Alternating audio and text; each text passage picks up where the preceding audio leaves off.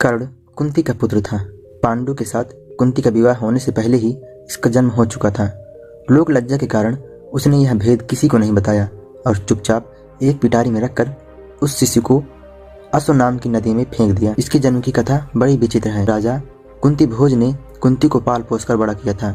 राजा के यहाँ एक बार महर्षि दुर्वासा आए। कुंती ने उनका बड़ा सत्कार किया। इसकी श्रद्धा भक्ति से प्रसन्न होकर महर्षि ने उन्हें आशीर्वाद दिया कि जिस देवता को मंत्र पढ़कर बुलाएगी वह वहीं आ जाएंगे और उनको संतान भी प्रदान करेंगे। कुंती ने नादानी के कारण महर्षि के वरदान की परीक्षा लेने के लिए सूर्य नारायण का आवाहन किया। उसी क्षण सूर्यदेव वहां आ गए। सूर्यदेव के संबंध के कारण कुंती के गर्भ से कर्ण का जन्म हुआ।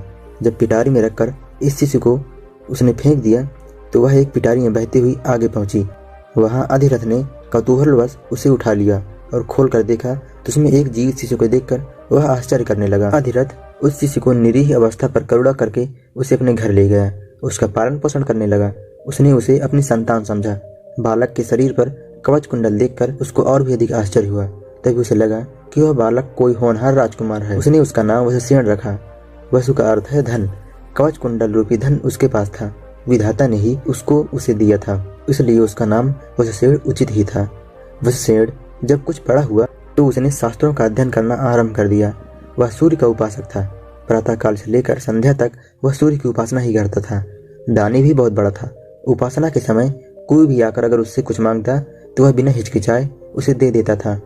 अमूल्य से अमूल्य वस्तु का वह मोह नहीं करता था। उसका गौरव तो दानवीर कहलाने में था और अपने कृत्यों के कारण वह वास्तव में यह सिद्ध कर दिया कि वह दानवीर था। उसके समान दानी कौरव और पांडव में और कोई नहीं था। उसका परिचय तो हमें उस समय मिलता है जब इंद्र ब्राह्मण का वेश धारण करके उसके पास उसकी अमूल्य निधि कवच कुंडल मांगने गए।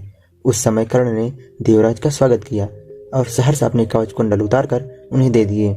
दान करते समय अपने हित या अहित का विचार वह नहीं करता था। यद्यपि सूर्य भगवान पहले ही उसे मना कर चुके थे कि वह इस कवच कुंडलों को किसी को भी न दे, लेकिन दानवीर कर्ण किसी भी याचक को निराश करके वापस लौटाना ही नहीं जानता था। कर्ण के इस साहस के कारण ही उसका नाम वैकर्तन पड़ा। यदि इस कवच कुंडलों को वह नहीं देता तो कोई भी योद्धा उसे युद्ध में परास्त नहीं कर सकता था। इंद्र ने अर्जुन के हित के लिए ही इसको मांगा था, क्योंकि इसके बिना अर्जुन कभी उसे हरा नहीं पाता। फिर भी उसके पास अद्वितीय गुणों से प्रभावित होकर इंद्र ने उसको एक पुरुष घातनी अमोघ शक्ति दी। उस शक्ति से सामने का योद्धा किसी भी हालत में जीवित नहीं बच सकता था। तो कर्ण ने अर्जुन के लिए रखा था, लेकिन श्री कृष्ण ने चाल चली और कर्ण की उस शक्ति को घटोत्कच पर चलवाकर अर्जुन के जीवन पर आए संकट को सदा के लिए मिटा दिया। घटोत्कच जो आकाश में विचरण करके कौरवों पर अग्निवर्षा कर रहा था और जिससे एक बार तो सारी सेना ही पूरी तरह विचलित कर डाला। शक्ति लगते ही निर्जीव होकर पृथ्वी पर गिर पड़ा। धनुर्विद्या में कर्ण अर्जुन के समान ही कुशल था। एक बार जब महाराज धृतराष्ट्र की आज्ञा से कौरव पांडव की अस्त्र शिक्षा की परीक्षा के लिए समारोह किया गया तो अर्जुन ने अपने अस्त्र शिक्षा के कौशल से सबको चकित कर दिया था। उसने ऐसी ऐसी क्रियाएं कर दिखाई थी कि किसी भी योद्धा की हिम्मत नहीं होती थी कि उसका जवाब दे सके। एक विजेता की तरह जब कौशल दिखाकर वह प्रशंसा लूट रहा था, दुर्योधन उस समय हतप्रभ सा होकर चुपचाप बैठा था। अर्जुन की तरह कौशल दिखाना उसके सामर्थ्य में नहीं था। उस समय कर्ण वहां आ पहुंचा। उसने मैदान में आकर अर्जुन को ललकारा। अर्जुन, जिस कौशल के बल पर तू यहाँ सबको चकित कर रहा है और सभी से प्रशंसा लूट रहा है, तो मैं बचपन से करता आ रहा हूँ। यह कहकर उसने धनुष पर बाण चढ़ाकर वहीं सब कुछ दिखाना चालू कर दिया जो अर्जुन ने किया था। चारों ओर कर्ण की जय जयकार होने लगी। दुर्योधन का चेहरा अर्जुन के प्रतिद्वंदी को देखकर खिल उठा। उसने उसे हृदय से लगा लिया। उसने उसे अर्जुन के साथ द्वंद्व युद्ध करने के लिए प्रेरित किया। दुर्योधन की बात मानकर उसने अर्जुन को उसके लिए चुनौती दे दी। अर्जुन द्वंद्व युद्ध के लिए तैयार हो गया।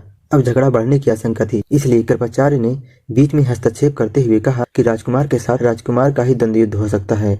क्योंकि कर्ण सूत पुत्र द्वारा पाले गए हैं, इसलिए इनके गोत्र कुल का ठीक ठाक पता न होने के कारण इनको अर्जुन से द्वंद्व युद्ध करने का अधिकार नहीं है। बस यह ऐसी समस्या थी जिनको कर्ण हल नहीं कर सकता था।